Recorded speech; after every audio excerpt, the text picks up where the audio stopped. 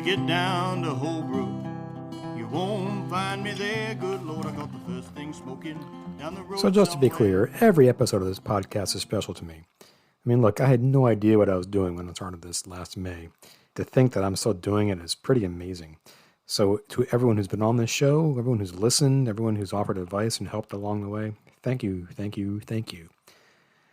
But I gotta admit that some shows do stand out, kind of like this one, because it's a first. That's right, for the first time since I started this last May, I got to conduct an in-person interview just before a live show. And boy, I gotta tell you, if you ever get the chance to see Grammy Award-winning, trailblazing folk singer-songwriter Dom Flemons in person, you better get there. He is a musical genius, and I don't use that lightly, but it is just amazing to see what he can do. His guitar, banjo-picking skills are second to none, and his voice is as versatile as it gets. He can croon, soothe, and jolt, sometimes all in the same song. You may recall that I got to interview Dom in early 2021. It was an honor.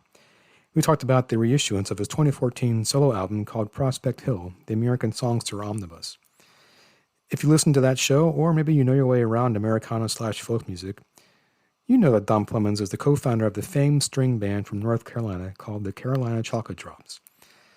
Now, the Chocolate Drops launched many careers, including Dom's, but most notably that of renowned singer-songwriter Rhiannon Giddens. Dom left the band in 2014 for a solo career where he continues to mine American folk music and sets the record straight on the contributions that African Americans had made to the genre. Like I said at the outset, I caught up with Flemons in mid-August before an outdoor live show in a town called Lorton, Virginia, which is about a half hour south of Washington. Now, I figured we'd talk about the new realities of touring during COVID and about the precautions he takes to be safe, which includes how he manages to deal with the ever-changing masking rules, which, as you well know, change from state to state, city to city, town to town, and so on and so forth. But I was a little bit surprised when we started talking about how the pandemic has shaped not just how he engages with the audience, but the connection between the crowd as well, and not just the social distancing and all that stuff. I'm talking about the connection when you get to see one of your favorite live performers in person for the first time in well over a year. That connection has just grown stronger and stronger, he says, as has his audience's understanding and appreciation for what he's trying to do. We all know it's not easy to broaden Americans' view of our past. Yet, according to Dom, if there's one good thing from the pandemic, and it is a good thing, but it's just too bad it took a pandemic to make it happen, it's that many people are more reflective about history and the evolving American identity. Now, perhaps all the time we spent alone the last year plus have made many of us more willing to sit back and listen to a performer and historian like Dom Flemons when he gives us the backstory behind albums like Black Cowboys, or songs such as Hot Chicken and Steel Pony Blues. And one song in particular, a song we talked about last time called Too Long I've Been Gone, that was a traveling number about what it feels like to be alone on the road. Well, Dom says it's taken on a new meaning in an era of isolation. It's not just about being on the road, but just about being alone. And, this episode is a bit shorter than most. We had about 20 minutes to talk before his show. Still, I think you're going to learn just as much in this one as you have in any other interview that I've done. So it is once again my high honor, my amazing, whatever you want to, whatever superlative you can throw here, because it is indeed an honor, to welcome back the mighty Dom Flemons to 4 Songs. Thank you again, Dom, for doing this. It was an honor to talk to you back in January, and it's even bigger to meet you in person, so just thanks again for coming back on the show. Absolutely. It's a pleasure, Rob. Thank you so much for having me again. Of course. So, first question is, are we going to meet Big Head Joe tonight? Well, Big Head Joe, it was tricky this time around. I didn't bring him around, but I've got a gourd banjo with me this time. But yeah, Big Head Joe's I have to give him a break every once in a while, because if he gets traveling too much, particularly with he's a vintage instrument. I have to sometimes just give him breaks and stuff like that, But I got a great gourd banjo that I think everybody really enjoyed meeting. So are you touring? Is this just you? You have some folks with you, or is it?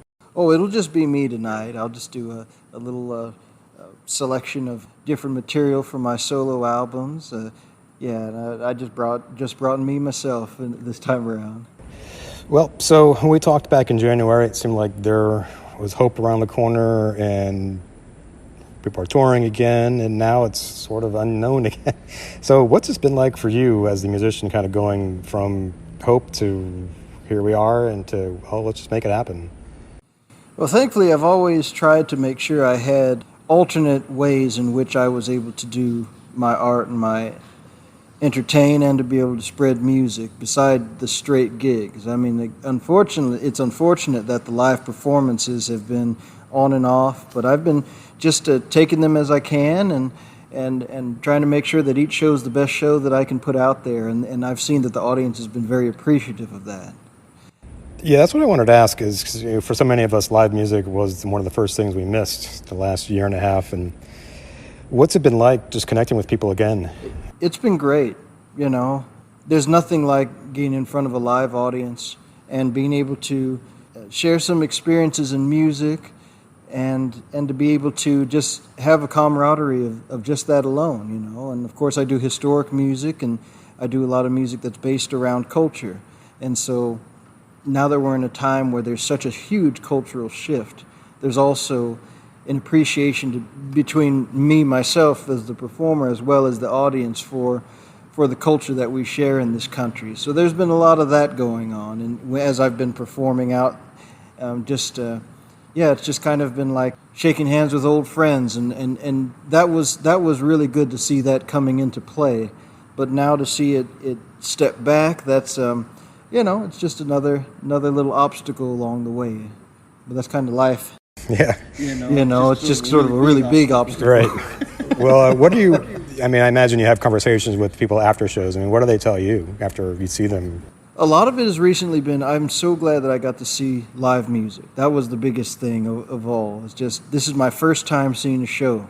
This is so great to be able to get out of the house and see live music. So there's a lot of that going on. And also there's been a lot of appreciation for the stories that I tell between the songs. And that's something that from the very beginning of my career, ever since I saw Dave Van Ronk when I was 18 years old, the idea of doing storytelling between your songs has always been a part of my show. And I've seen that the audience has had a complete change in that sort of idea.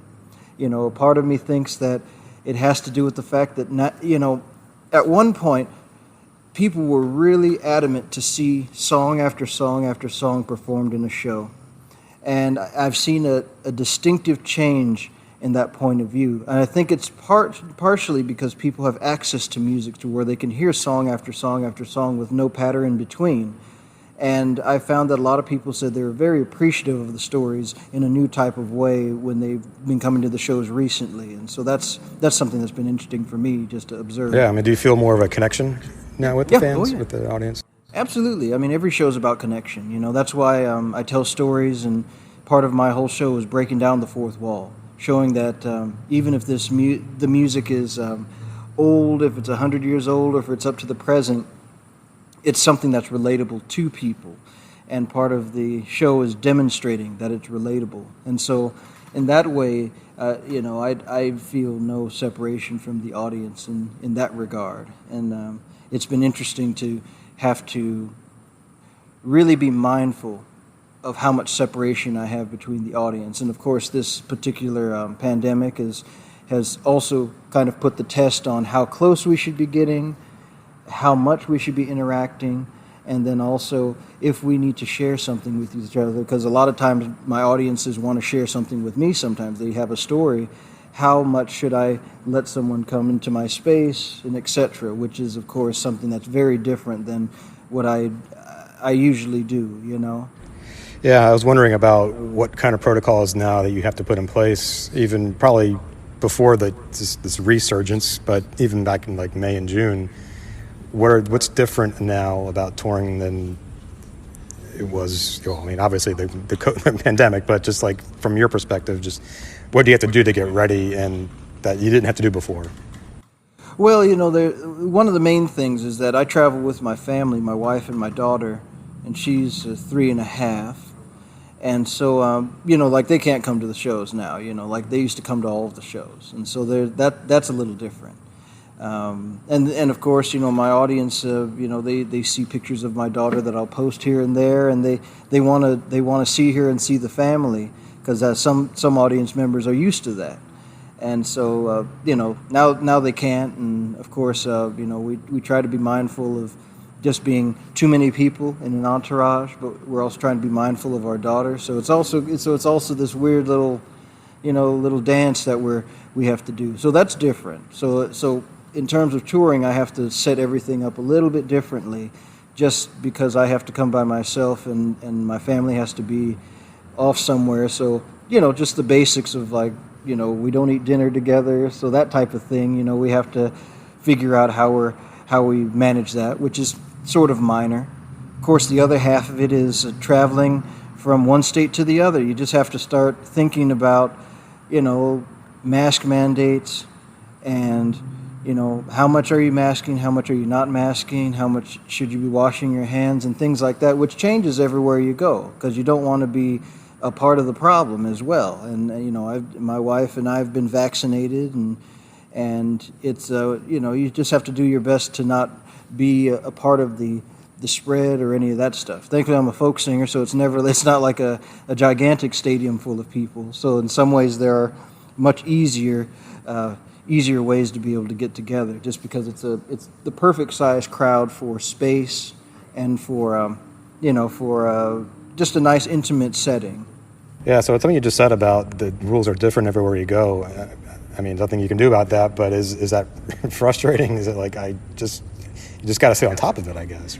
It can be frustrating, but one of the things when you get to traveling, and especially when you do it independently like I have, those are always in the forefront of your mind no matter what you're doing. So this is just kind of a new set of rules on top of the normal rigmarole of having to choose one thing or another. You have to choose which hotels you go to, which restaurants you eat at anyway.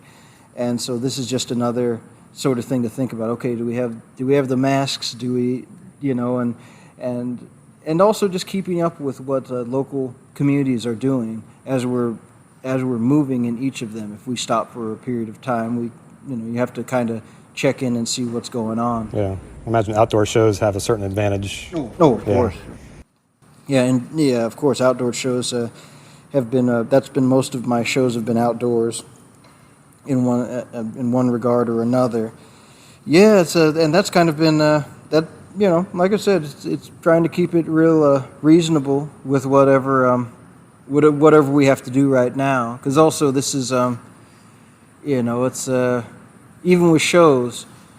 There are times when I've had shows canceled because of weather, because of situations. Sometimes there have been some very interesting situations that have come up in a town for some reason or another, and they have to adjust things around for the show and whatnot. And so I tell people I'm usually just I've been just kicking my foot off the gas. I haven't hit the brakes hard, but just kicking my foot off the gas so that I can continue moving forward without having to stop wholesale. And I've been very fortunate in that. I've had some really lucky breaks along the way, but also I had to make some very quick moves to be able to keep my touring unit going. Yeah, so we were just talking about how important live music is for the soul, but you're an artist and you're a historian. How important to you is the art form of folk music and what you're doing now, especially you take the pandemic away, these are still pretty tumultuous times. I mean, how important is it for you to just be out and just carrying these messages? Well, it's important to me because we're in a time where the American identity is in such fluctuation that trying to present American culture as a general idea that is far-reaching and is broad, because I've always tried to make sure I included a multicultural idea behind my presentation of American music. So in some ways, I'm glad that I was ahead of the curve for the conversations that are happening now when it comes to diversity and a lot of the different ways that people are handling folkloric material or handling the way that they teach history. But at the same time, though, there's so much fluctuation that I've always tried to present something that invites people in instead of pushes them apart.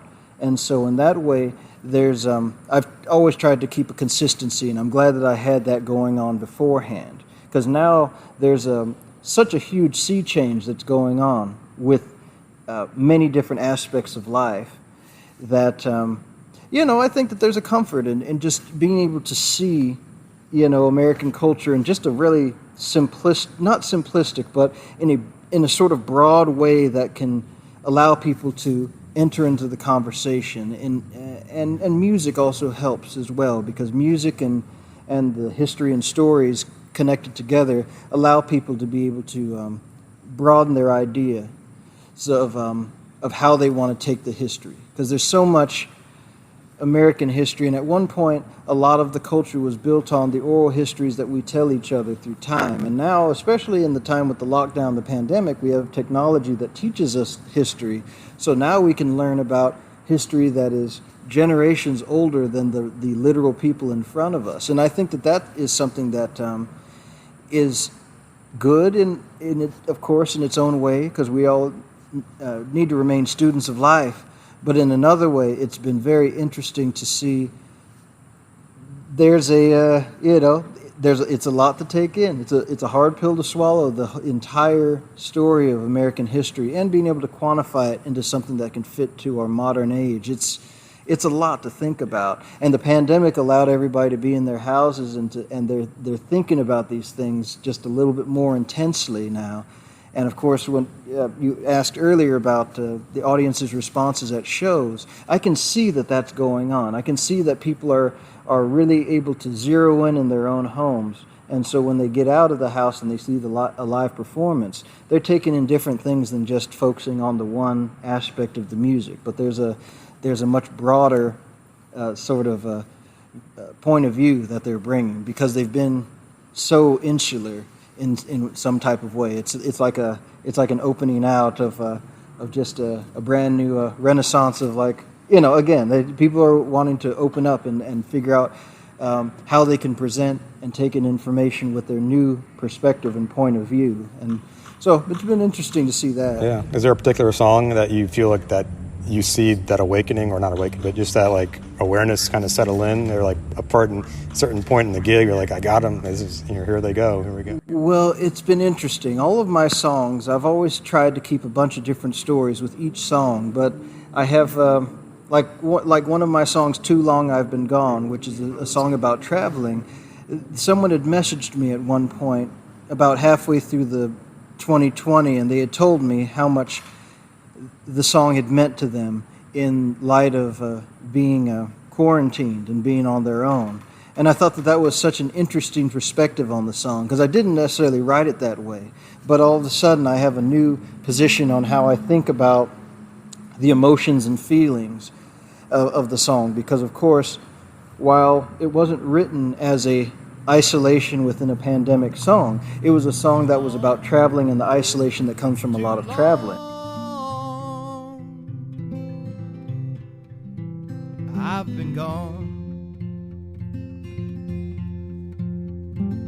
4 white walls and a worried mind, that's all I have, that's all, that's all.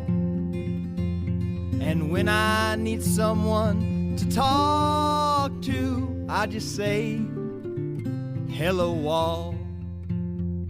Too long, too long, I've been gone. So the emotions connected in its own type of way. So that's this type of thing that I've noticed, is people have been really taken to a song like Too Long I've Been Gone, or even now, or any of my songs like Hot Chicken is another song that people think about now, because now you can find hot chicken all over the country. So it's like now it's a thing. Burger King has one now. Yeah, exactly. It's a type of food you can find anywhere now. Where at one point it was, I wrote it when it was still a super regional dish.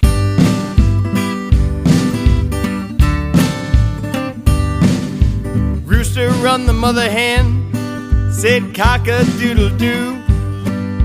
Mother hen say you darn old fool, my fricassee ain't for you. I think you want hot chicken, I think you want hot chicken. Wanna get hot chicken, East Nashville, Tennessee. Jackrabbit run the Gila monster, run him a solid mile.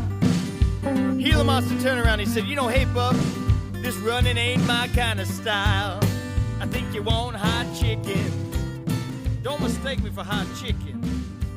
And so there are things like that. Of course, Black Cowboys is still of interest. You know, the album and the concept and the songs have remained of interest to people, especially now that there have been so many pop cultural movements that have grown around the idea of Black Cowboys. It's been beautiful, because when I made the project, I wanted to create it so that there would be a historical marker that showed that Black Cowboys was a valid part of history.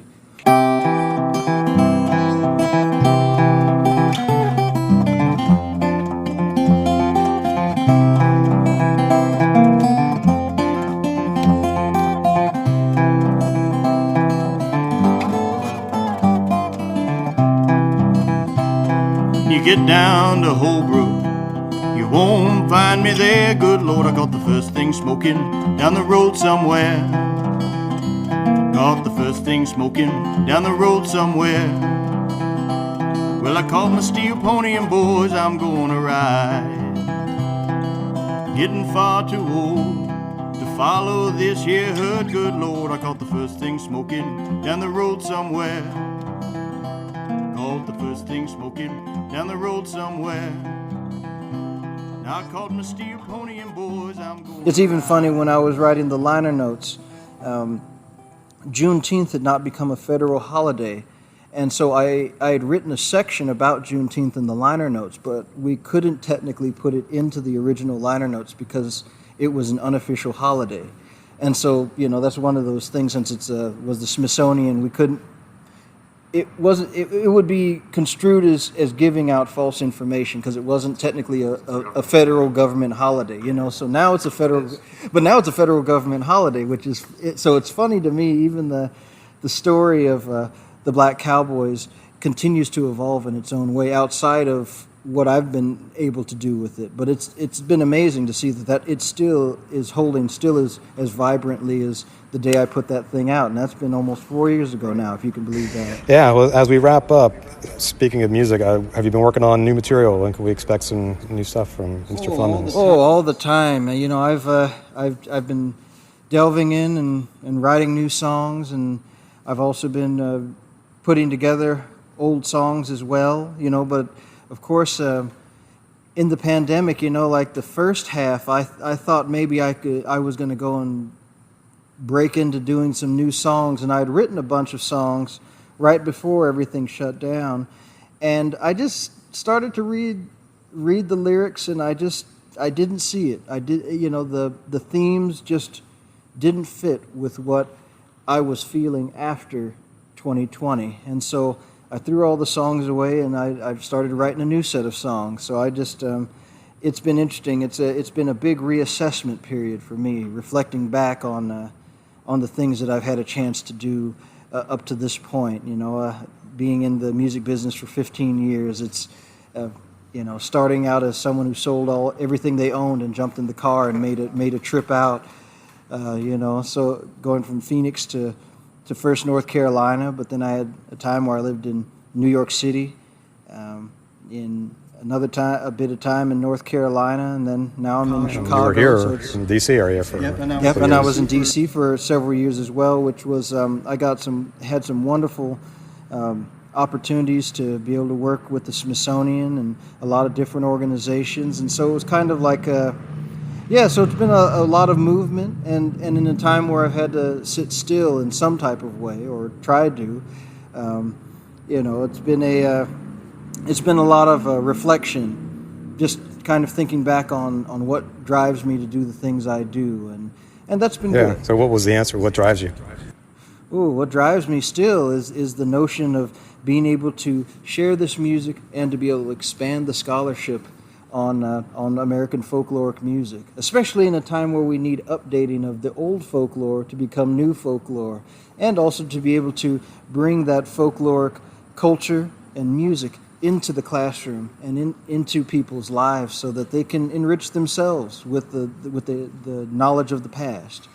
And I think when you bring the past with you, then you can really find a new future. And that's something that's allowed me to not worry that things are ending, but it's allowed me to always think that there's a new beginning and that there's always a next step that comes after each previous step. And so I've always been able to keep on the path because of that. And I think that that's something that people still need, even to this day, and a lot of the documentarians and folklorists that I knew when I first started, they're, some are getting up there in age, and there also has to be new people that come in that way. So, and then I'm even getting up there a little bit in age, so I have to keep going and spread the news for other people who might catch on. Well, I want to thank you again so much, Dom, for your time. Looking forward to the show tonight, of course, and seeing the future holds. Awesome. Well, that sounds good, Rob. Thank you so much again for having me. Thank you. So you may have figured it out by now, but yeah, Dom's show that night in Lorton, Virginia, it was pretty damn incredible. You got to go check him out when it comes to your town. In fact, go to his website, theamerikansongster.com. You'll see some tour dates up there still, so if he's coming to you, you better go, because you won't regret it. Just an amazing performance, and inspirational, and everything you can throw in there. I want to thank Dom again for giving me the time, and his team for setting it up before the show. I also wanted to mention that the third song I played there toward the end, that's called Steel Pony Blues. It's from his album Black Cowboys. So again, go find that on Spotify, or in fact, go to his website, theamerikansongster.com, and go pick it up yourself. Anyway, thanks for listening. I hope you all enjoyed this as much as I did, and I got more coming, so stay tuned.